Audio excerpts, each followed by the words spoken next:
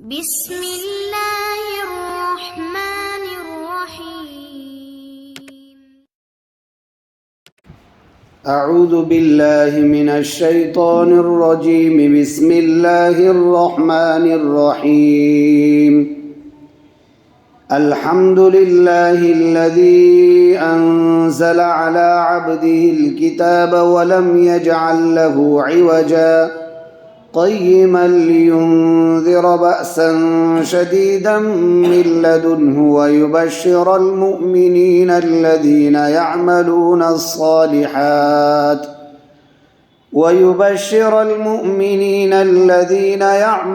الصالحات أن لهم أجرا حسنا ماكثين فيه أبدا وينذر الذين قالوا اتخذ الله ولدا ما لهم به من علم ولا لآبائهم كبرت كلمة تخرج من أفواههم إن يقولون إلا كذبا فلعلك باخع نفسك على آثارهم إن لم يؤمنوا بهذا الحديث أسفا إنا جعلنا ما على الأرض زينة لها لنبلوهم أيهم أحسن عملا وإنا لجاعلون ما عليها صعيدا جرزا صدق اللہ العظیم۔ آج سورہ کہف ہم شروع کر رہے ہیں۔ اس سورت کا نام ہے کہف۔ اس سورت کا نام سورہ کہف اس لیے رکھا گیا کہ اس سورت میں اللہ تبارک و تعالیٰ نے کہف والوں اور رقیم کا تذکرہ کیا ہے، اس لیے اس سورت کا نام سورہ کہف رکھا گیا ہے۔ اس سورت کا نزول اس سے پہلے والی جو سورت ہے سورہ بنی اسرائیل، اس سورہ بنی اسرائیل کے نزول کے قریب ہی یہ سورت بھی نازل ہوئی ہے۔ اس سے یہ بات معلوم ہوتی ہے کہ سورہ کہف کا نزول مکی زندگی کے آخری دور کے اندر ہوا ہے، اس لیے اس سورت کو یعنی سورہ کہف کو مکی سورت کہا جاتا ہے۔ نبی کریم صلی اللہ علیہ وسلم کے مکۃ المکرمہ کے آخری دور کے اندر اس سورت کو اللہ تبارک و تعالیٰ نے نازل فرمایا ہے۔ جب یہ سورت نازل ہوئی تو اللہ تبارک و تعالیٰ نے 70,000 فرشتے اس سورت کے ساتھ بھیجے تھے۔ اس سے یہ اس سورت کی فضیلت معلوم ہوتی ہے۔ نبی کریم صلی اللہ علیہ وسلم نے ارشاد فرمایا، جو شخص سورہ کہف کی شروع کی 10 آیتیں پڑھنے کی عادت بناتا ہے، اللہ تبارک و تعالیٰ اس کو دجال کے فتنے سے محفوظ فرماتے ہیں۔ حضرت ابو درداء رضی اللہ تعالیٰ عنہ کی روایت ہے کہ انہوں نے فرمایا کہ جو شخص سورہ کہف کی آخری 10 آیتوں کو پڑھنے کا معمول بناتا ہے، اللہ تبارک و تعالیٰ اس کو دجال کے فتنے سے محفوظ فرمائیں گے۔ اور مسلم شریف کے روایت کے اندر یہ بات بیان کی ہے کہ جو شخص سورہ کہف کی شروع کی 3 آیتیں پڑھنے کا معمول بناتا ہے، اللہ تبارک و تعالیٰ اس کو دجال کے فتنے سے محفوظ فرماتے ہیں۔ یہ بات بھی بیان کی گئی ہے کہ جس وقت دجال کا خروج ہوگا، جو آدمی اس کے سامنے ان آیتوں کو پڑھے گا، اللہ تبارک و تعالیٰ اس کے شر سے اس کو محفوظ فرما دیں گے۔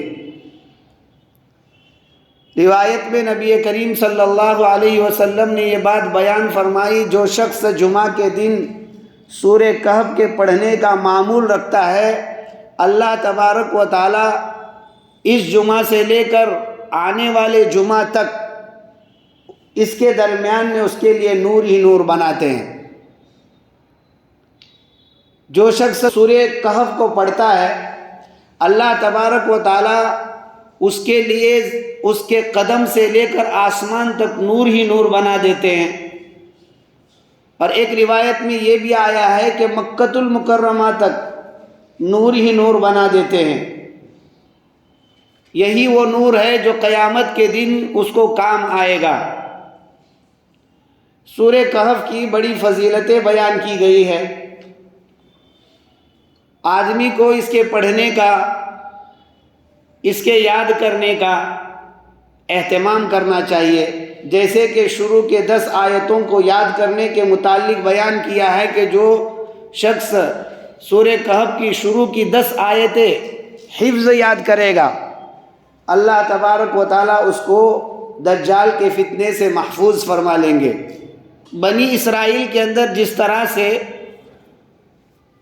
4 مضامین اہم ہیں اس کو اللہ تبارک و تعالیٰ نے بیان فرمایا ہے۔ سورہ کہف کے اندر بھی انہی 4 مضامین کو اللہ تبارک و تعالیٰ نے اصولی طور پر بیان کیا ہے۔ سب میں پہلے اللہ تبارک و تعالیٰ کی توحید، دوسرے نمبر پر رسالت، تیسرے نمبر کے اوپر جزا و سزا معاد کی باتیں،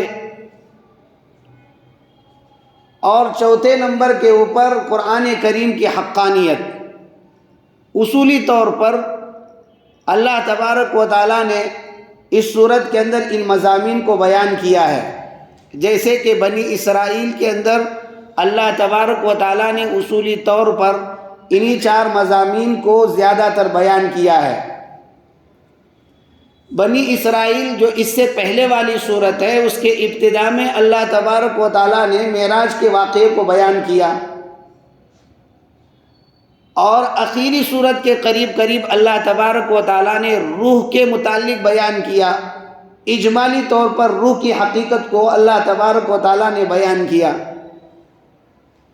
ان دونوں واقعوں کا آپس کے اندر جوڑ یہ ہے کہ معراج کا واقعہ جس طرح سے انسانیت کے عقل سے ماورا ہے، ایسے ہی روح کے حقیقت کو سمجھنا انسان کے عقل سے ماورا ہے، اس لیے کہ روح اللہ تبارک و تعالیٰ کا ایک حکم ہے، انسان اس کو سمجھ نہیں سکتا ہے۔ اللہ تبارک و تعالیٰ نے سورہ کہف کے اندر 3 واقعات بیان کیے ہیں۔ پہلا واقعہ اصحاب کہف کا ہے، اس کے بعد دوسرے واقعے کی ابتدا ہوتی ہے حضرت خضر علیہ السلام اور حضرت موسیٰ علیہ السلام کے واقعے کی، اور تیسرا واقعہ ذوالقرنین کا بیان کیا ہے۔ اس سے پہلے والی صورت اور اس صورت کے درمیان میں ربط یہ ہے کہ نبی کریم صلی اللہ علیہ وسلم سے مکہ والوں نے 3 سوالات کیے تھے، تاکہ ان سوالات کے جوابات دیے جانے کے بعد نبی کریم صلی اللہ علیہ وسلم کی نبوت کی حقانیت واضح ہو جائے اور آپ نبی برحق ہے یہ معلوم ہو جائے۔ ان میں ایک سوال تھا کہ روح کیا ہے، دوسرا سوال یہ تھا کہ وہ چند نوجوان جو نکل کر ایک غار کے اندر چھپے تھے ان کا واقعہ کیا ہے، جن کو اصحاب کہف کہا جاتا ہے۔ جو مشرق سے لے کر مغرب تک برابر دنیا کی اس نے سیر کی ہے، اس کا واقعہ کیا ہے، ذوالقرنین کا۔ یہ 3 سوالات کیے تھے، ان میں سے ایک سوال کا جواب تو بنی اسرائیل کے اندر، جو سورہ بنی اسرائیل اس سے پہلے والی صورت ہے، وہاں اجمالی طور پر بیان کیا گیا، اور 2 جو سوالات تھے ان 2 سوالات کو اس سورہ کہف کے اندر بیان کیا ہے، یعنی اصحاب کہف کے واقعے کو یہاں بیان کیا ہے اور ذوالقرنین کے واقعے کو اس سورت کے اندر بیان کیا ہے۔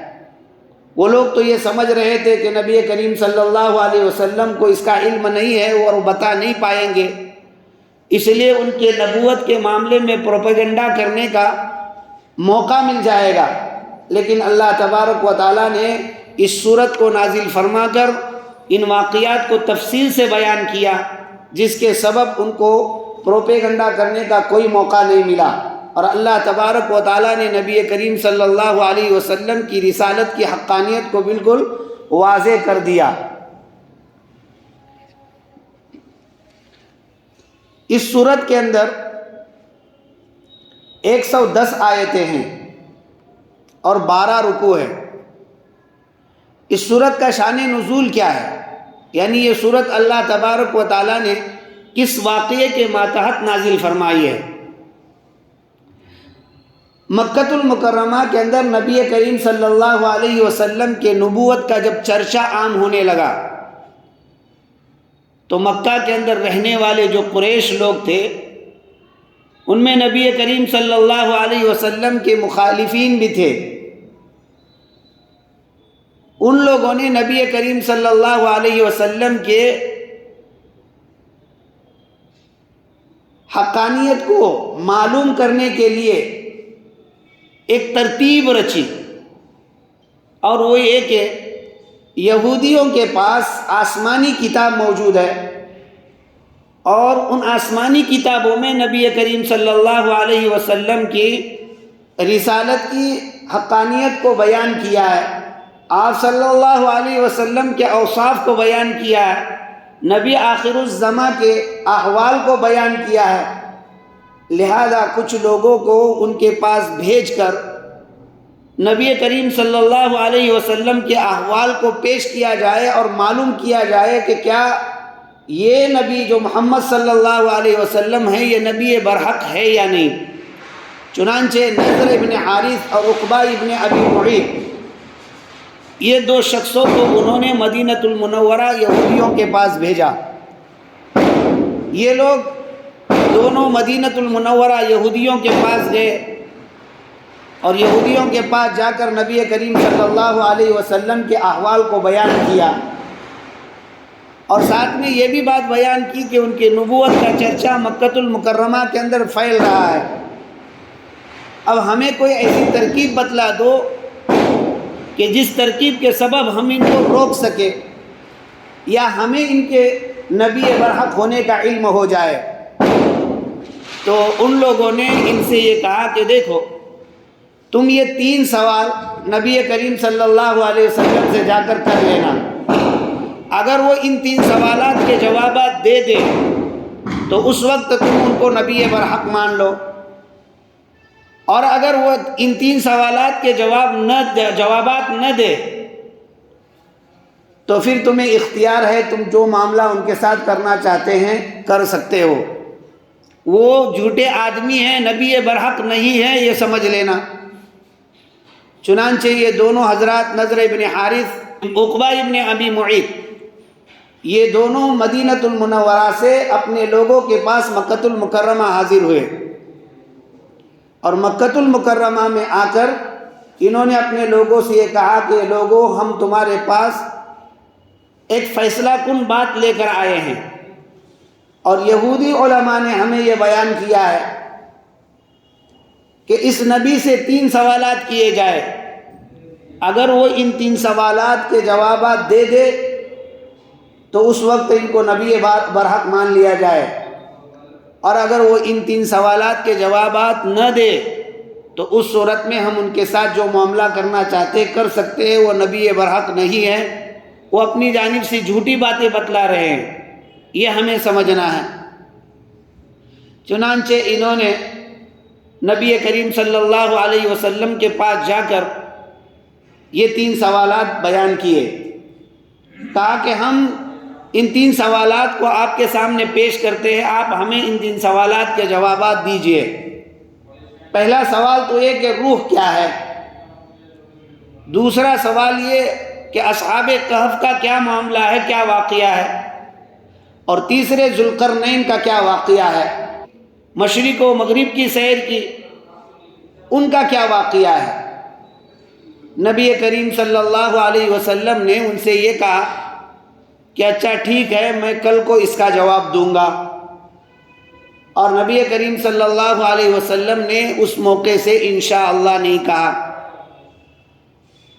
یہ لوگ تو کل کے جواب کے انتظار میں واپس چلے گئے، لیکن کل تک کوئی وحی نہیں آئی، نہ جبرائیل علیہ السلام آئے اور نہ نبی کریم صلی اللہ علیہ وسلم کے اوپر کوئی وحی آئی۔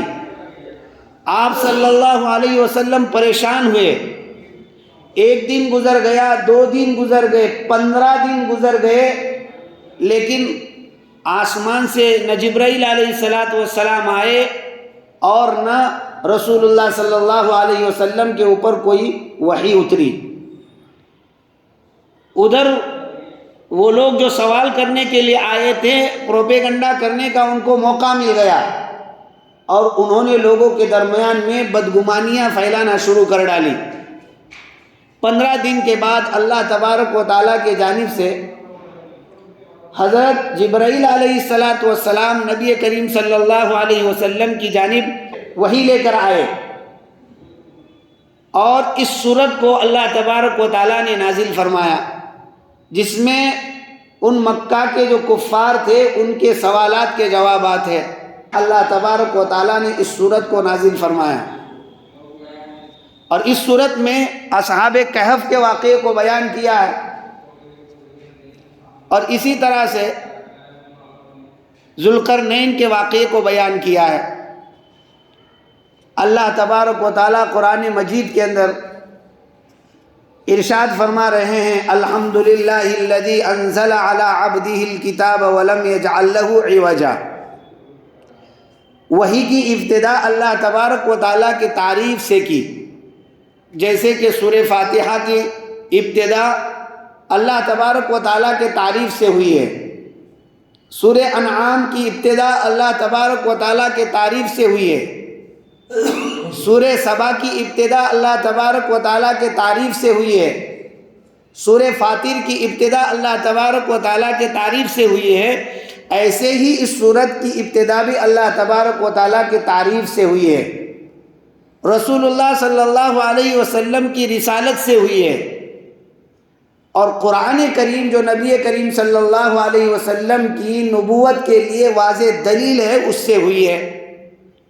اللہ تبارک و تعالیٰ ارشاد فرماتے، الحمدللہ الذی، تمام تعریفیں اس اللہ تبارک و تعالیٰ کے لیے ہے جس نے اپنے بندے کے اوپر یعنی محمد صلی اللہ علیہ وسلم کے اوپر کتاب کو یعنی قرآن کریم کو نازل کیا۔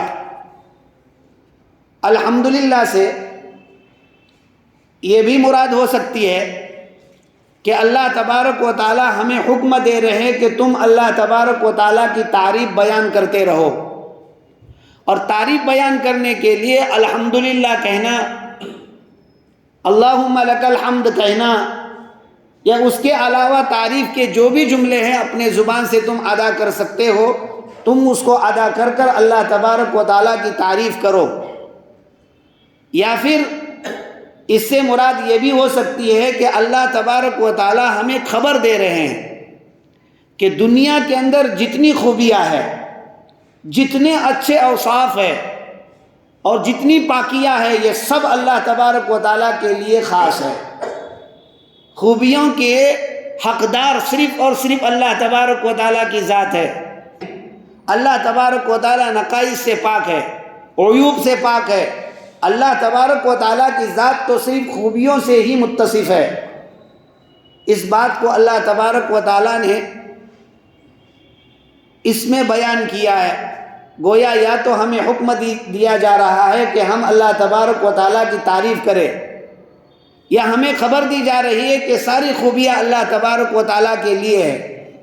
اور ان خوبیوں میں سے ایک بڑی خوبی اللہ تبارک و تعالیٰ کی یہ ہے کہ بندوں کو دنیا میں بھیجنے کے بعد اللہ تبارک و تعالیٰ نے بیکار نہیں چھوڑا، بلکہ ان کی ہدایت، ان کی رہنمائی کے لیے، ان کو آخرت کے اندر کامیاب بنانے کے لیے اللہ تبارک و تعالیٰ نے اپنے بندے محمد صلی اللہ علیہ وسلم پر اس کتاب یعنی قرآن کریم کو نازل کیا، جس میں بندوں کی ہدایت اور مسالے کے متعلق احکامات بیان کیے ہیں۔ ایسی کتاب کو نازل فرما کر اللہ تبارک و تعالیٰ نے بندوں پر بڑا احسان فرمایا، ایک بڑی نعمت قرآن کریم ہے، اللہ تبارک و تعالیٰ نے اس کا تذکرہ فرمایا۔ اللہ تبارک و تعالیٰ ارشاد فرماتے، تمام تعریف اس اللہ کے لیے ہے جس نے اپنے خاص بندے محمد صلی اللہ علیہ وسلم کے اوپر کتاب کو یعنی قرآن کریم کو نازل فرمایا۔ اس مقام پر علی عبدی ہی آیا ہے، اور عبد سے مراد محمد صلی اللہ علیہ وسلم ہے، اور کتاب کا لفظ بیان کیا ہے، اور کتاب سے مراد قرآن کریم ہے۔ تو اللہ تبارک و تعالیٰ نے جناب محمد الرسول اللہ صلی اللہ علیہ وسلم پر قرآن کریم کو نازل فرمایا۔ پھر قرآن کریم کے وصف کو اللہ تبارک و تعالیٰ بیان فرما رہے ہیں، وَلَمْ يَجْعَلْ لَهُ عِوَجًا۔ قرآن کریم ایسی کتاب ہے کہ اللہ نے اس میں کوئی کجی نہیں رکھی ہے۔ لہو میں لام جو ہے فی کے معنی کے اندر ہے، یعنی وَلَمْ يَجْعَلْ فِيهِ عِوَجًا، اللہ تبارک و تعالیٰ نے اس قرآن کریم کے اندر کوئی کجی نہیں رکھی ہے۔ اور عوجا کا معنی ہوتا ہے اختلافاً ولا تناقضاً، قرآن کریم کے اندر کوئی اختلاف نہیں ہے۔ اللہ تعالیٰ فرماتے وَلَوْ كَانَ مِنْ عِنْدِ غَيْرِ اللَّهِ لَوَجَدُوا فِيهِ اخْتِلَافًا كَثِيرًا، اگر یہ قرآن کریم اللہ تبارک و تعالیٰ کے علاوہ کسی اور اللہ کے مخلوق کی کتاب ہوتی تم اس کے اندر خوب کثرت سے اختلاف پاتے، لیکن یہ اللہ تبارک و تعالیٰ کی کتاب ہے، اس کتاب کے اندر کوئی اختلاف نہیں ہے، ایک آیت دوسرے آیت سے ٹکراتی نہیں ہے، ایک آیت کا مفہوم و مضمون اور معنی دوسرے آیت کے مفہوم مضمون اور معنی سے مختلف نہیں ہے، بلکہ ایک آیت دوسرے آیت کے تائید میں آتی ہے۔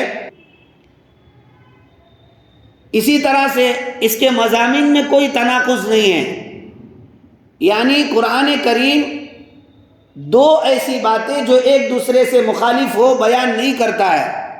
قرآن کریم کی مراد واضح اور ٹھوس ہے، اس میں کسی قسم کا کوئی اختلاف اور تناقض نہیں ہے۔ وَلَمْ يَجْعَلْ لَهُ عِوَجًا، آگے اللہ تبارک و تعالیٰ فرماتے قیما، قیماً اس کے معنی آتے ہیں مستقیم، سیدھا، درست۔ قرآن کریم درستگی کے ساتھ متصف ہے، گویا وَلَمْ يَجْعَلْ لَهُ عِوَجًا کو منفی طور پر سمجھایا کہ قرآن کریم میں کوئی کجی نہیں ہے، اور قرآن کریم درست کتاب ہے، اس میں کوئی غلطی نہیں ہے۔ قیماً سے اس کو بیان کیا مثبت انداز سے۔ لم یجعل لہ عوجا کا جو ترجمہ ہے مفہوم ہے، قیماً کا وہی مفہوم ہوتا ہے، لیکن لم یجعل لہ عوجا میں منفی طور پر سمجھایا ہے، اور قیماً کے ذریعے مثبت طریقے پر سمجھایا ہے۔ اور قیماً کا مطلب یہ ہوگا کہ قرآن کریم کے احکامات میں نہ افراط ہے، یعنی اس میں شدت نہیں ہے کہ آدمی عمل ہی نہ کر سکے، اور قرآن کریم کے احکامات میں نہ تفریط ہے، یعنی نرمی، نہ افراط ہے نہ تفریط ہے، بلکہ قرآن کریم کے احکامات اللہ تبارک و تعالیٰ نے افراط اور تفریط کے درمیان میں بیان کیے ہیں، ہر ایک کے لیے عمل کرنا بہت آسان ہے۔ قیماً کا ایک مفہوم یہ ہوگا، قیماً کا ایک مفہوم یہ ہوتا ہے کہ اللہ تبارک و تعالیٰ نے قرآن کریم کے اندر بندوں کے مصلحت سے متعلق جو احکامات ہے ان احکامات کو بیان کیا ہے تاکہ بندے اس پر عمل کر کر آخرت میں کامیاب ہو سکے۔ تیسرا ایک مفہوم قیماً کا یہ ہے کہ اللہ تبارک و تعالیٰ نے اس قرآن کریم کو پہلی جو کتابیں ہیں اس کے لیے شاہد بنایا ہے، ان کتابوں کی یہ کتاب تصدیق کرنے والی ہے، اور ان میں کچھ احکامات تھے ان کو منسوخ کرنے والی یہ کتاب ہے۔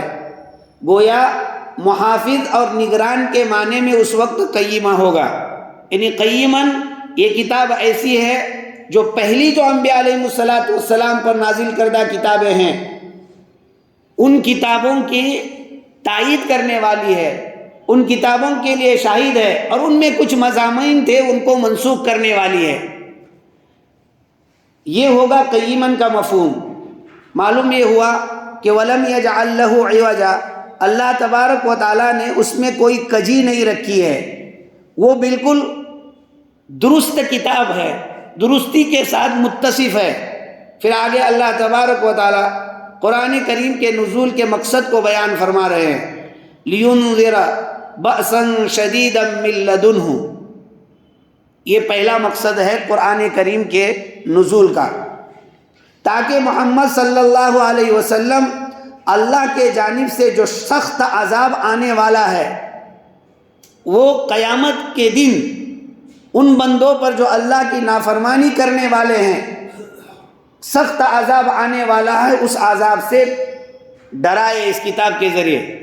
یعنی نبی کریم صلی اللہ علیہ وسلم کافروں کو اس کتاب کے ذریعے سے قیامت کے دن اللہ کے جانب سے جو سخت عذاب ہونے والا ہے اس عذاب سے ڈرائے، یہ پہلا مقصد ہے۔ اور اس میں عام لوگ مراد ہو سکتے ہیں، جن میں مومنین بھی جو نیک اعمال نہیں کرتے ہیں، ایمان والے تو ہیں لیکن ان کے گناہ زیادہ ہے، وہ بھی مراد ہوں گے، اور مومنین کے علاوہ بقیہ ساری قومیں مراد ہوں گی۔ ان قوموں کو اس عذاب سے جو قیامت کے دن اللہ تبارک و تعالیٰ کے جانب سے ان پر نازل ہونے والا ہے، اس عذاب سے لوگوں کو ڈرائے، اس لیے اللہ تبارک و تعالیٰ نے اس کتاب کو نازل فرمایا۔ پہلا مقصد ہے لِيُنذِرَ بَأْسًا شَدِيدًا مِّن لَّدُنْهُ، تاکہ ڈرائے محمد صلی اللہ علیہ وسلم کافرین کو اللہ تبارک و تعالیٰ کے جانب سے جو قیامت کے دن سخت عذاب ہونے والا ہے اس سے۔ وَيُبَشِّرَ الْمُؤْمِنِينَ الَّذِينَ يَعْمَلُونَ الصَّالِحَاتِ أَنَّ لَهُمْ أَجْرًا حَسَنًا، قرآن کریم کے نزول کا دوسرا مقصد، اور خوشخبری دے محمد صلی اللہ علیہ وسلم مومنین کو، الذین یعملون الصالحات، وہ مومنین جو نیک اعمال کرتے ہیں، ان مومنین کو نبی کریم صلی اللہ علیہ وسلم خوشخبری دے ان لہم اجرا حسنا، کہ ان کے لیے اچھا بدلہ ہے۔ پہلا مقصد تو یہ تھا کہ کافرین کو اللہ تبارک و تعالیٰ کی جانب سے قیامت کے دن جو عذاب ہونے والا ہے اس عذاب سے ڈرائے، تاکہ وہ دنیا کے اندر ایمان لے آئے، اللہ تبارک و تعالیٰ کو مان لے، قرآن کریم کو مان لے، اور آخرت کی اس عذاب سے وہ بچ جائے۔ دوسرا مقصد یہ ہے کہ مومنین کو خوشخبری سنائے کہ وہ جو نیک اعمال کر رہے ہیں، ان نیک اعمال کا بدلہ اللہ تبارک و تعالیٰ کے نزدیک اچھا بدلہ ہے، قیامت کے دن اللہ تبارک و تعالیٰ وہ بدلہ عطا فرمائیں گے۔ آگے فرماتے ماکثین فیہ ابدا، اس نیک اور اچھے بدلے کے اندر ہمیشہ ہمیشہ رہیں گے۔ اور نیک اور اچھا بدلہ کیا ہے؟ جنت ہے۔ لہذا اللہ تبارک و تعالیٰ کے جانب سے جب ان کو بدلہ ملے گا تو وہ اس میں ہمیشہ ہمیشہ رہیں گے، یعنی جنت کے اندر ہمیشہ ہمیشہ رہیں گے۔ اس کی خوشخبری تم مومنین کو سنا دو۔ دیکھیے دنیا کے اندر آدمی نعمتوں کو استعمال کرتا ہے، اور وہ جب نعمتوں کو استعمال کرتا ہے تو لوگوں کے مختلف گروہ ہوتے ہیں۔ ایک تو گروہ ہوتا ہے مال کم ہوتا ہے، مال کی قلت اور کمی کے سبب سے وہ نعمتوں کو مکمل فراوانی کے ساتھ استعمال نہیں کر سکتا ہے۔ ایک گروہ ہوتا ہے کہ اس کے پاس خوب مال ہوتا ہے اور خوب نعمتیں ہوتی ہے، لیکن ہر طرح کی نہیں ہوتی ہے۔ اور ایک گروہ وہ ہوتا ہے کہ جن کے پاس مال بھی خوب، نعمتیں بھی خوب، اور ہر طرح کی نعمتوں کے استعمال کے اندر کوئی کمی نہیں ہے، لیکن ان کو موت کا کھٹکا تو غم تو ضرور لگا ہوا ہوتا ہے۔ گرچہ وہ سب نعمتوں میں پل رہے ہیں، لیکن اس کے باوجود دل پر ایک کھٹکا رہتا ہے کہ میری موت آنے والی ہے۔ تو وہ اپنی ان نعمتوں سے جو اس کے پاس فراوانی کے ساتھ موجود ہے پورا فائدہ اٹھا نہیں سکتا ہے، اس لیے کہ موت کا غم لگا ہوا ہے۔ جس بندے کو موت کا غم نہ ہو اور یہ ساری نعمتیں اس کے پاس موجود ہو تو وہی بندہ کامل طریقے پر، مکمل طور پر ان نعمتوں سے فائدہ حاصل کر سکتا ہے۔ اور یہ صرف اور صرف مومنین کی خاصیت ہے جو قیامت کے دن ان کو حاصل ہوگی۔ قیامت میں اس کے لیے ہمیشہ ہمیش کی زندگی ہوگی، موت کا کوئی کھٹکا نہیں ہوگا، اور تمام قسم کی نعمتیں اللہ تبارک و تعالیٰ ان کو عطا فرمائیں گے۔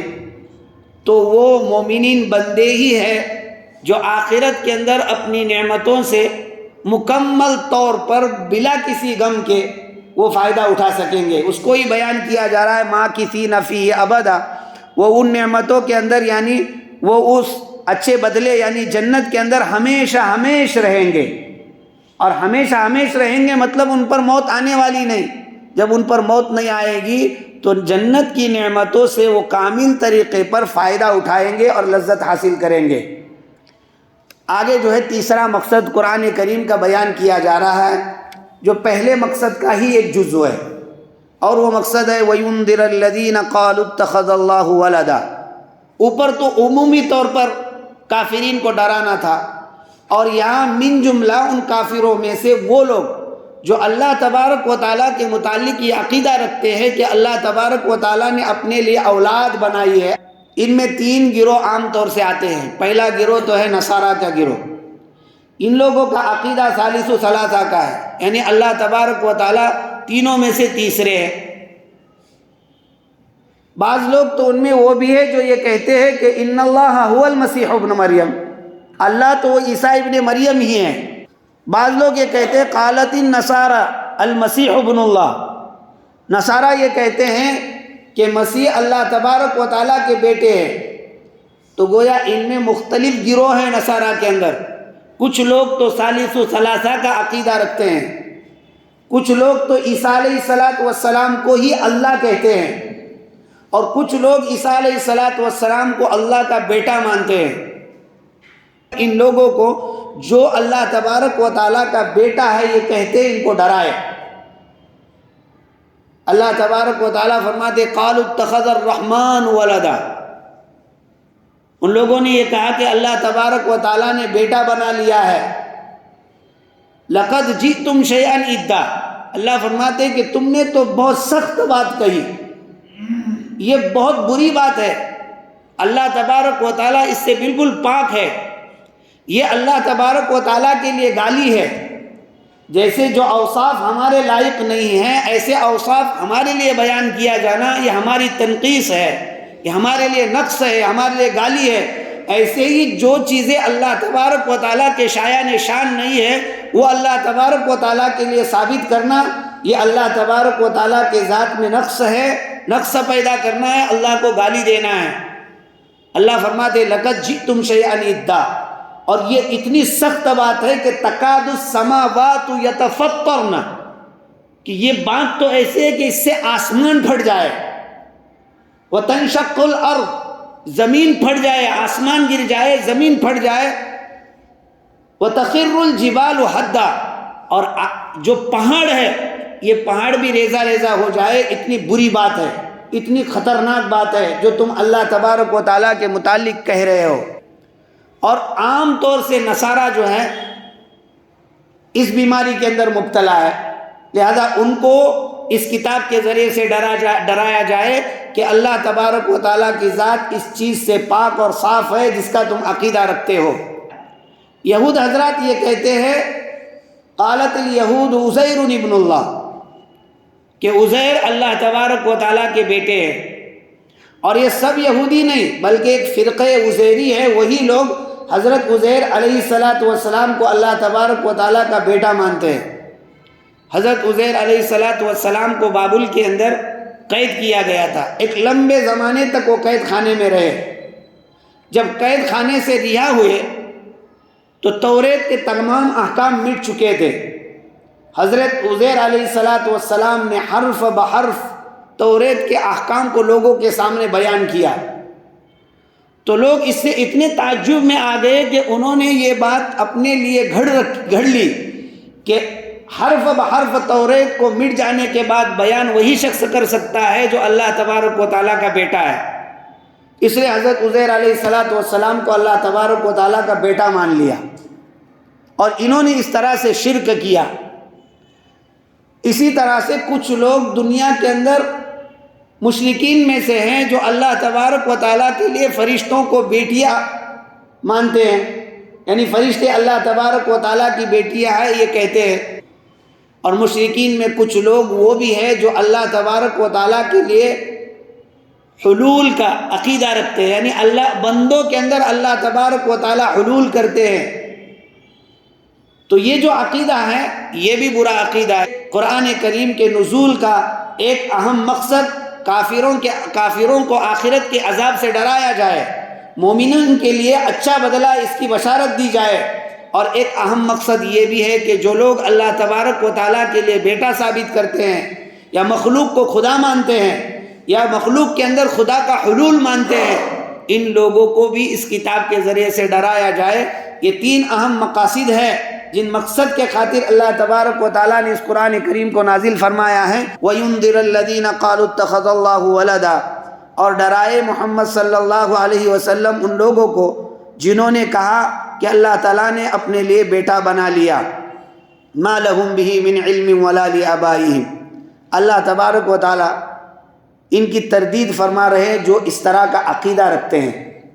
اللہ تبارک و تعالیٰ فرماتے ہیں کہ وہ جو یہ بات کہہ رہے ہیں وہ کسی دلیل کے بنیاد پر نہیں کہہ رہے ہیں۔ ان کے پاس اگر ان سے یہ کہا جائے کہ اللہ تبارک و تعالیٰ کے لیے بیٹا ہے، تم یہ جو عقیدہ رکھتے ہو اس پر دلیل پیش کرو، ان کے پاس کوئی دلیل نہیں ہے۔ وَلَا لِآبَائِهِ، اور ان سے پہلے ان کے جو آبا اور اجداد تھے اور وہ بھی اس طرح کی بات کہتے تھے کہ اللہ تبارک و تعالیٰ کے لیے بیٹا ہے، ان سے اگر پوچھا جائے کہ تمہارے پاس کیا دلیل ہے، وَلَا لِآبَائِهِمْ، ان کے آبا اور اجداد کے پاس بھی کوئی دلیل نہیں تھی، لہذا ان کے پاس بھی کوئی دلیل نہیں ہے اور ان کے آبا اور اجداد کے پاس بھی اس بات پر کوئی دلیل نہیں ہے۔ یہ جو کچھ کہہ رہے ہیں یہ اپنے سمجھ سے کہہ رہے ہیں، اپنی عقل سے کہہ رہے ہیں، اپنے وہم و گمان سے کہہ رہے ہیں، اور جو باتیں وہم و گمان سے کہی جاتی ہے وہ حقیقت سے وابستہ نہیں ہوتی ہے۔ معلوم ہوا کہ ان کا یہ قول کہ اللہ تبارک و تعالیٰ ثالث ثلاثہ ہے، یا حضرت عیسیٰ اللہ کے بیٹے ہیں، یا حضرت عیسیٰ ہی اللہ ہے، یا عزیر اللہ کے بیٹے ہیں، یا اللہ مخلوق میں حلول کرتے ہیں، یہ جو عقیدہ رکھنے والے لوگ ہیں ان کی بات دلیل سے وابستہ نہیں ہے، ان کی بات بے بنیاد ہے، اور جو بات بے بنیاد ہوتی ہے اس کو مانی نہیں جاتی ہے۔ یہ اصول ہے۔ اللہ تعالیٰ نے دلیل کے ساتھ اس چیز کو بیان کیا ہے کہ اللہ کا کوئی بیٹا نہیں ہے، اور دلیل کیا ہے؟ دلیل اس پر یہ ہے کہ اگر اللہ تبارک و تعالیٰ کے لیے بیٹا مان لیا جائے تو اللہ تعالیٰ بیٹے کے محتاج ہو جائیں گے۔ جیسے کہ انسان بیٹے کا محتاج ہوتا ہے تو اللہ تبارک و تعالیٰ بھی بیٹے کے محتاج ہو جائیں گے، پھر اللہ تبارک و تعالیٰ بھی بیوی کے محتاج ہو جائیں گے، اس لیے کہ بیٹا جب آنا ہے تو بیوی ہونا اس کے محتاج ہوں گے، اور جو محتاج ہوتا ہے وہ خدا نہیں ہو سکتا ہے۔ اور جب اللہ تبارک و تعالیٰ کے لیے بیٹا ہوگا تو معلوم یہ ہوا کہ اللہ تعالیٰ کا جزو ہوگا، اور اللہ تبارک و تعالیٰ جزئیت سے بالکل پاک اور مبرہ ہے۔ معلوم یہ ہوا کہ اللہ کا نہ کوئی بیٹا ہے نہ کوئی بیٹا ہو سکتا ہے، اللہ تبارک و تعالیٰ خالق ہے اور بیٹا ہونا یہ مخلوق ہے۔ اب جو خالق ہو اس کا جزو مخلوق بن جائے ایسا نہیں ہو سکتا ہے۔ اس کے علاوہ بہت سی دلیل اللہ تبارک و تعالیٰ نے قرآن مجید کے اندر بھی بیان فرمائی ہے۔ خود حضرت عیسیٰ علیہ السلام نے بیان کیا، یا بنی اسرائیل، اے بنی اسرائیل، اعبدوا اللہ ربی و ربکم، تم اس اللہ تبارک و تعالیٰ کی عبادت کرو جو میرا بھی رب ہے اور تمہارا بھی رب ہے۔ جب حضرت عیسیٰ علیہ السلام خود یہ کہہ رہے کہ اللہ میرا رب ہے تو پھر عیسیٰ کیسے خدا ہوئے؟ عیسیٰ علیہ السلام اللہ کے بیٹے کیسے ہوئے؟ یا اللہ تبارک و تعالیٰ ثالث ثلاثہ کیسے ہوئے؟ من یشرک باللہ فقد حرم اللہ علیہ الجنۃ ومأواہ النار۔ حضرت عیسیٰ علیہ السلام نے یہ کہا کہ جو شخص اللہ تبارک و تعالیٰ کے ساتھ کسی کو شریک ٹھہراتا ہے تو جنت اس کے اوپر حرام ہو جاتی ہے اور جہنم اس کا ٹھکانہ ہے۔ اتنے صراحت کے ساتھ وہ شخص جس کو آپ خدا مان رہے ہیں، اللہ کا بیٹا مان رہے ہیں، وہی شخص اور وہی نبی اتنے صراحت کے ساتھ یہ بات بیان کر رہے ہیں کہ یا بنی اسرائیل، اے بنی اسرائیل، اعبدوا اللہ ربی و ربکم، تم اس اللہ کی جو میرا بھی رب ہے تمہارا بھی رب ہے اس کی عبادت کرو۔ اس سے معلوم ہوا کہ میں اللہ کا بیٹا نہیں ہوں، میں رب نہیں ہوں۔ تم ثالث الثلاثہ کا جو عقیدہ رکھتے ہیں یہ بھی تمہارا عقیدہ غلط ہے۔ جو شخص اس طرح کا عقیدہ رکھتا ہے وہ مشرک ہے۔ وَمَأْوَاهُ النَّارُ، اور اس کا ٹھکانہ جہنم ہے۔ تو اس سے معلوم ہوتا ہے کہ اللہ تبارک و تعالیٰ کا کوئی بیٹا نہیں ہے۔ اللہ تبارک و تعالیٰ بیٹے سے پاک اور منزہ ہے۔ اللہ تبارک و تعالیٰ فرماتے ہیں کہ مَا لَهُم بِهِ مِنْ عِلْمٍ، ان کے پاس اس کے اوپر کوئی دلیل نہیں ہے، وَلَا لِآبَائِهِمْ، اور ان کے آبا کے پاس بھی اس پر کوئی دلیل نہیں ہے۔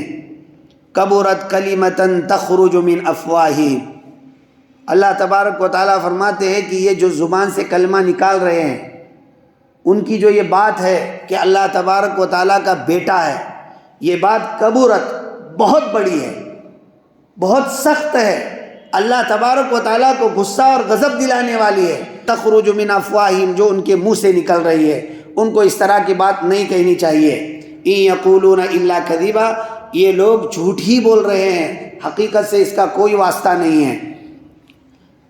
آگے جو ہے نبی کریم صلی اللہ علیہ وسلم کو تسلی دی جا رہی ہے۔ آپ صلی اللہ علیہ وسلم تمام لوگوں کی ایمان کے بہت زیادہ حریص تھے، چاہتے تھے کہ قریش ایمان لے آئے، بڑے بڑے سردار ایمان لے آئے تاکہ آخرت کے عذاب سے بچ جائے۔ آپ صلی اللہ علیہ وسلم کی بہت فکر تھی۔ تو اب کفار کا معاملہ تو یہ تھا کہ وہ اللہ تبارک و تعالیٰ کو نہیں مانتے تھے اور ایمان نہیں لاتے تھے، رسول اللہ صلی اللہ علیہ وسلم کے باتوں سے اعراض کرتے تھے اور قرآن کریم کے اوپر ایمان نہیں لاتے تھے۔ تو ان کے اس ایمان نہ لانے کے سبب، رسول اللہ صلی اللہ علیہ وسلم کے باتوں سے اعراض کرنے کے سبب، رسول اللہ صلی اللہ علیہ وسلم کو دل کے اندر بہت تکلیف ہوتی تھی، گھٹن ہوتی تھی، اور اتنی زیادہ گھٹن ہوتی تھی آپ صلی اللہ علیہ وسلم کو کہ جس سے یہ محسوس ہوتا تھا کہ اس گھٹن میں آپ صلی اللہ علیہ وسلم اپنی ذات کو ہلاک کر دیں گے، اتنی گھٹن ہوتی تھی۔ اللہ تعالیٰ خود اس کو فرما رہے فَلَعَلَّكَ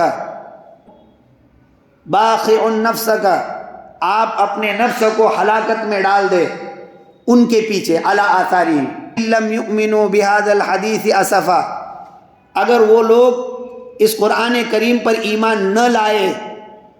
رسول اللہ صلی اللہ علیہ وسلم کو تسلی دے رہے ہیں کہ دنیا یہ دارالعمل ہے، اور اللہ تبارک و تعالیٰ نے دونوں اختیار بندوں کو دے رکھے ہیں، اور دنیا کے اندر دونوں طرح کے لوگ ہوں گے، اچھے بھی ہوں گے اور برے بھی ہوں گے، صرف اچھے ہی اچھے ہو ایسا نہیں ہوگا۔ لہذا کچھ لوگ تو ازلی اعتبار سے کافر ہی ہے، ایسے کافروں کے اوپر غم کھا کھا کر اپنے آپ کو ہلاکت میں مت ڈالو۔ اس طرح اللہ تبارک و تعالیٰ نبی کریم صلی اللہ علیہ وسلم کو تسلی دے رہے ہیں۔ فَلَعَلَّكَ بَاخِعٌ نَفْسَكَ عَلَىٰ آثَارِهِمْ إِن لَّمْ يُؤْمِنُوا بِهَذَا الْحَدِيثِ أَسَفًا، اپنے نفس کو ان کے پیچھے ہلاکت میں ڈال دیں گے پچھتا پچھتا کر اگر وہ لوگ اس کتاب پر ایمان نہ لائے۔ إِنَّا جَعَلْنَا مَا عَلَى الْأَرْضِ زِينَةً لَهَا لِنَبْلُوهُمْ أَيُّهُمْ أَحْسَنُ عَمَلًا۔ اس آیت میں اللہ تبارک و تعالیٰ ارشاد فرماتے ہیں کہ ہم نے زمین کو پیدا کیا، اس میں نباتات بنائے، جمادات بنائے، حیوانات ہم نے اس میں پیدا کیے، اور مختلف قسم کی مخلوقات ہم نے اس کے اندر پیدا کی۔ اسی طرح سے ہم نے معدنیات کو پیدا کیا، سونے، چاندی، لوہے، تانبا، پیتل، اور اس کے علاوہ مختلف معدنیات، ہیرے، جواہرات ہم نے اس میں پیدا کیے، اور جتنی چیزیں ہم نے اس میں پیدا کی ہیں یہ ساری کے ساری چیزیں ہم نے اس زمین کے لیے زینت بنائی ہے۔ اور ایسا کیوں کیا؟ ایسا اس لیے کیا کہ اس زینت کے اندر پھنس کر کون شخص ہمیں بھلا دیتا ہے دنیا کے اندر، ہمیں بھول جاتا ہے دنیا کے اندر، اور کون شخص عبادت اور اطاعت کر کر، اچھے اعمال کر کر ہمیں یاد کرتا ہے، ہم یہ جانچنا چاہتے ہیں۔ اللہ تعالیٰ نے اب جب صراحت کے ساتھ یہ بات ہمیں بیان کر دی تو اب دنیا کی رنگی بے رنگینیوں میں پھنس کر ہمیں جو ہے آخرت کے اندر جہنم کو مول نہیں لینا ہے، بلکہ یہ سمجھنا ہے کہ دنیا کے اندر جتنی چیزیں ہیں یہ سب دنیا کے لیے زینت ہے اور ہمارے آزمائش کا سامان ہے۔ اللہ تبارک و تعالیٰ ان چیزوں سے ہمیں آزما رہے ہیں کہ ہم اس میں پھنس کر اللہ کو بھولتے ہیں یا ہم اس کو اختیار کر کر اللہ تبارک و تعالیٰ کی نعمتوں کا شکر کر کر اللہ کا قرب حاصل کرتے ہیں۔ اللہ تبارک و تعالیٰ ہمیں جانچنا چاہتے ہیں۔ اسی کو اس آیت میں بیان فرمایا، اِنَّا جَعَلْنَا مَا عَلَى الْأَرْضِ، ہم نے بنایا ہے وہ چیزیں جو زمین کے اوپر ہے اس زمین کے لیے زینت. تو زمین کے اوپر جتنی چیزیں ہیں ہم نے زمین کے لیے زینت بنائی ہے. اور مقصد کیا؟ لِنَبْلُوَهُمْ أَيُّهُمْ أَحْسَنُ عَمَلًا، تاکہ ہم جانچیں لوگوں میں سے کون اچھے عمل کرتا ہے اور کون اس دنیا کی زینت کے اندر پھنس جاتا ہے. اس کو جانچنے کے لیے ہم نے دنیا کی چیزوں کو دنیا کے لیے زینت بنائی ہے. معلوم یہ ہوا کہ ایک دن یہ چیزیں ختم بھی ہونے والی ہے، اور جب چیزیں ختم ہوگی، فنا ہوگی، تو ان کے پیچھے پڑھ کر ہم کیوں اپنی عاقبت برباد کریں؟ وَإِنَّا لَجَاعِلُونَ مَا عَلَيْهَا سَعِيدًا جُرُزًا، اور ہم بنانے والے ہیں جو کچھ کے اس زمین کے اوپر ہے. اور زمین کے اوپر جمادات، نباتات، حیوانات اور اس کے علاوہ بہت سی چیزیں ہیں. اس کے متعلق اللہ فرماتے ہیں اور ہم بنانے والے ہیں جو کچھ کے اس زمین کے اوپر ہے سعیداً جرزا، چٹیل میدان صاف کر کر. ایک دن ایسا آنے والا ہے کہ جس دن اللہ تبارک و تعالی پہاڑوں کو ختم کر دیں گے، اس میں جو حیوانات ہے اس کو ختم کر دیں گے، اس میں جو نباتات ہے اللہ اس کو ختم کر دیں گے، درختوں کو ختم کر دیں گے، یہ جو تعمیرات ہے ان تعمیرات کو ختم کر دیں گے. اس کے علاوہ سونا چاندی اور مختلف قسم کے دھاتیں ہیں، ان سب کو اللہ تبارک و تعالیٰ ختم کر دیں گے اور اس زمین کو ایک چٹیل میدان کر دیں گے. اس کی جو زیب و زینت ہے اس کو اللہ تبارک و تعالیٰ ختم کر دیں گے، اور پھر سب کو اللہ تبارک و تعالیٰ زندہ فرما کر اس کے اوپر کھڑا کریں گے اور پھر حساب کتاب شروع ہوگا. تو معلوم ہوا کہ یہ زمین کے اوپر جتنی چیزیں زمین کے لیے زینت ہے اور ایک نہ ایک دن یہ فنا ہونی ہے، لہذا یہ ساری چیزیں فنا ہو جائے گی اور اللہ تبارک و تعالیٰ اس زمین کو ایک چٹیل میدان بنا دیں گے جس میں اونچ نیچ نہیں ہوگا، نشیب و فراز نہیں ہوگا. چٹیل میدان ہوگا، منتہا نظر تک برابر میدانی میدان نظر آتا ہوگا. نہ اس میں عمارتیں ہوں گی، نہ اس میں پہاڑ ہوں گے، نہ کوئی ایسی چیز جو آڑ بنے گی، کوئی چیز نہیں. چٹیل میدان ہوگا جس پر اللہ تبارک و تعالیٰ سب کو جمع فرمائیں گے.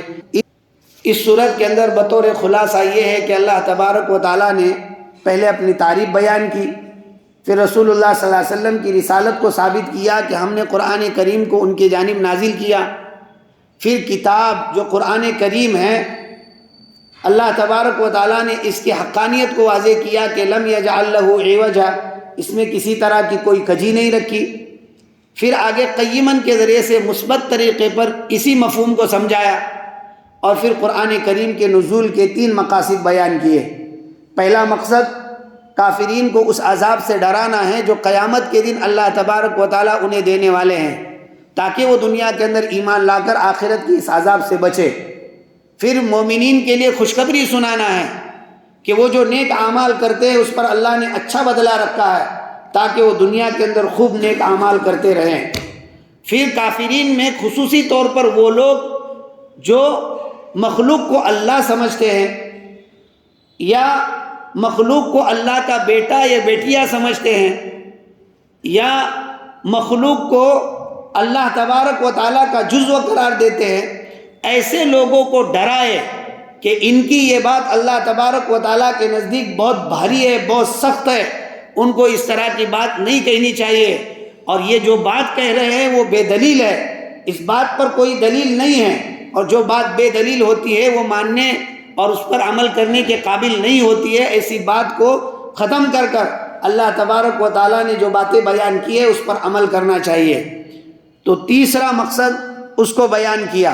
پھر اس کے بعد رسول اللہ صلی اللہ علیہ وسلم کو تسلی دی، فَلَعَلَّكَ بَاخِعٌ نَفْسَكَ عَلَىٰ آثَارِهِمْ إِن لَّمْ يُؤْمِنُوا بِهَذَا الْحَدِيثِ اسفا کے ذریعے، اور پھر بندوں کو دنیا کی حقیقت سمجھائی کہ دنیا میں جو کچھ آپ دیکھ رہے ہیں ہم نے دنیا کے لیے زینت بنایا ہے، اور یہ دنیا کے لیے جو زینت بنائی ہے ان ساری چیزوں کو، اس کا مقصد صرف اور صرف آپ لوگوں کو آزمانا ہے کہ کون اس میں پھنستا ہے اور اس کا عاشق بن کر جو اسی کا ہو کر رہتا ہے، اور کون جو ہے اس سے کنارہ کش ہو کر ہمارے جانب متوجہ رہتا ہے. پھر آگے بیان یہ کیا کہ یہ دنیا کی چیزیں جو ہے یہ کوئی ہمیشہ رہنے والی نہیں ہیں، ان کے اوپر ایک دن فنائیت آنے والی ہے. اس سب کو ہٹا کر ہم زمین کو چٹیل میدان بنانے والے ہیں، اللہ تبارک و تعالی ہم تمام کو عمل کی توفیق عطا فرمائیں۔ اللہ تعالیٰ فرماتے الحمدللہ الذی انزل علی عبدہ الکتاب ولم یجعل لہ عوجا، تمام تعریف اس اللہ کے لیے ہے جس نے اپنے بندے محمد صلی اللہ علیہ وسلم پر کتاب یعنی قرآن کریم کو نازل کیا اور اس کتاب کے اندر کوئی کجی نہیں رکھی، قیما وہ درستگی سے متصف ہے، لینذر بأسا شدیدا من لدنہ تاکہ ڈرائے محمد صلی اللہ علیہ وسلم اللہ کے جانب سے قیامت کے دن کافرین کے اوپر جو سخت عذاب ہونے والا ہے اس سے، وَيُبَشِّرَ الْمُؤْمِنِينَ الَّذِينَ يَعْمَلُونَ الصَّالِحَاتِ أَنَّ لَهُمْ أَجْرًا حَسَنًا، اور بشارت سنائے مومنین کو جو اچھے اعمال کرتے ہیں کہ ان کے لیے اچھا بدلہ ہے، ماکثین فیہ ابدا، وہ اس بدلے یعنی جنت کے اندر ہمیشہ ہمیش رہیں گے، وَيُنذِرَ الَّذِينَ قَالُوا اتَّخَذَ اللَّهُ وَلَدًا، اور ڈرائے ان لوگوں کو جنہوں نے کہا کہ اللہ تبارک و تعالیٰ نے بیٹا بنا لیا ہے، ما لہم بہ من علم ولا لآبائہم، ان کے پاس اس بات پر کوئی دلیل نہیں ہے اور نہ ان کے آباء اور اجداد کے پاس اس کے اوپر کوئی دلیل تھی۔ کبرت کلمۃ تخرج من افواہہم، بڑی بات کہی انہوں نے جو ان کے منہ سے نکلی، یا بڑی بات ہے وہ جو ان کے منہ سے نکلی، ان یقولون الا کذبا، وہ لوگ جھوٹ بات ہی کہہ رہے ہیں، فلعلک باخع نفسک علی آثارہم ان لم یؤمنوا بہذا الحدیث اسفا، اپنے نفس کو ان کے پیچھے کھپا ڈالوں گے، ہلاک کر دوں گے اگر وہ ایمان نہ لائے اس کتاب پر یعنی قرآن کریم کے اوپر، پچھتا پچھتا کر، یعنی آپ پچھتا پچھتا کر ان کے ایمان نہ لانے کے سبب اپنے جان کو ہلاکت میں ڈال دیں گے۔ انا جعلنا ما علی الارض زینۃ لہا، ہم نے بنایا ہے جو کچھ کے زمین کے اوپر ہے چیزیں اس کو یا ان کو اس زمین کی زینت، لنبلوہم ایہم احسن عملا، تاکہ جانچے ہم ان لوگوں کو کہ کون ان میں سے اچھے عمل کرتا ہے، وَإِنَّا لَجَاعِلُونَ مَا عَلَيْهَا صَعِيدًا جُرُزًا، اور ہم بنانے والے ہیں جو کچھ کے اس زمین پر ہے ان کو چھاٹ کر چٹیل میدان۔ وآخر دعوانا الحمد للہ رب العالمین۔ اللہم انت السلام ومنک السلام، تبارکت ربنا وتعالیت یا ذا الجلال والاکرام۔ اللہم صلی علی سیدنا و مولانا محمد وعلی آل سیدنا و مولانا محمد کما تحب و ترضى بعدد ما تحب و ترضى۔ ربنا ظلمنا انفسنا وإن لم تغفر لنا وترحمنا لنكونن من الخاسرين۔ ربنا هب لنا من أزواجنا وذرياتنا قرة أعين واجعلنا للمتقين إماما۔ ربنا آتنا في الدنيا حسنة وفي الآخرة حسنة وقنا عذاب النار۔ ربنا اغفر لي ولوالدي وللمؤمنين يوم يقوم الحساب۔